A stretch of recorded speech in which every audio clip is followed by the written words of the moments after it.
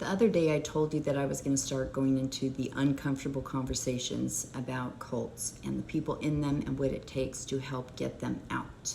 And not just out, but have them not vote in that direction again. And it's not easy, and it's uncomfortable, and it takes our own personal work to have it happen. And some people are committed to that. Some people are committed to their emotions. And I understand that because I was there, but the reality is nothing will change unless we do. That's not fair. Yeah. Life isn't fair. I'm sorry. It's just not fair. It doesn't care about our feelings. Okay? And some of the comments I get are just so out there about how this should go and what would be the thing that fixes it. And you're just wrong. You're dead wrong. History says that. Psychology says that. Cult experts say that. And that's why it is so important to listen to people who have been in cults and who teach about cults, because the left's perception of them is way off.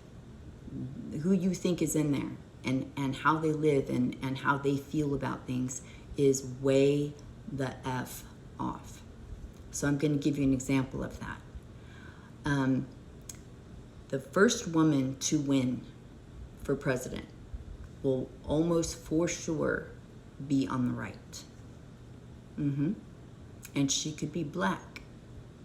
That's not, see, do you see what came up there? That's because you don't know the right. You just don't.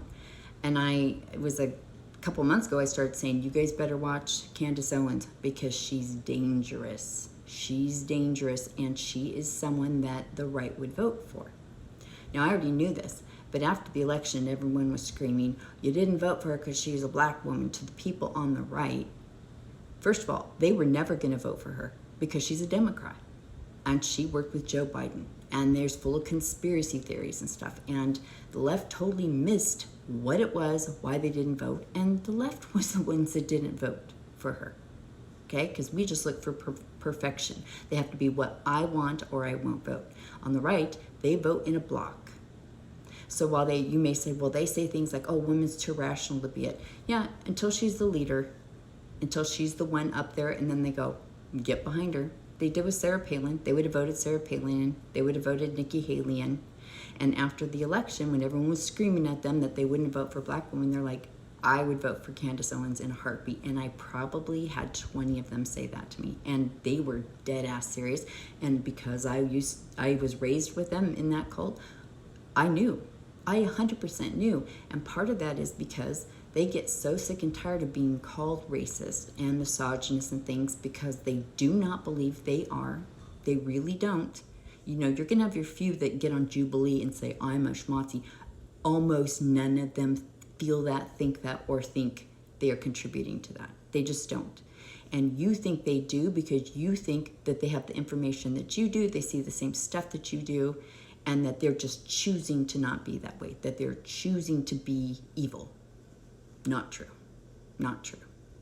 And that's why I brought this up, because if you heard that anyone else, you'd be like, oh my gosh, that is just so stupid because they are XYZ. You don't know. And how do you navigate that? How do you plan your political strategies if you are assuming who the people are? You can't win when you do that. You have to be objective. You know, Amanda Smile Takes was just doing, I guess it's Amanda Nelson now, but anyway, she just had a live on a minute ago, and they said something about, were you surprised that Kamala wasn't going to run for governor? And she said, no, neither was I. She said, do you think she'll run for president? And she said, no, I agree with that. And then they said, do you think a woman will ever be president? She said, yeah, but you're not going to like the answer. It would be someone on the right that would win. They would win first. And I was like, thank God that someone else gets it. So if you don't follow her. Like, she may not come from a cult background, but she really understands politics, and she's objective. And, you know, people get mad at us, I think partially because we are objective, and it makes people mad.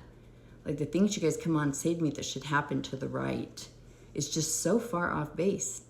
And we can't move forward unless we understand what we are talking about. So that is why these uncomfortable conversations are going to keep going forward. But guess what? Knowledge is power. So let's use it for good.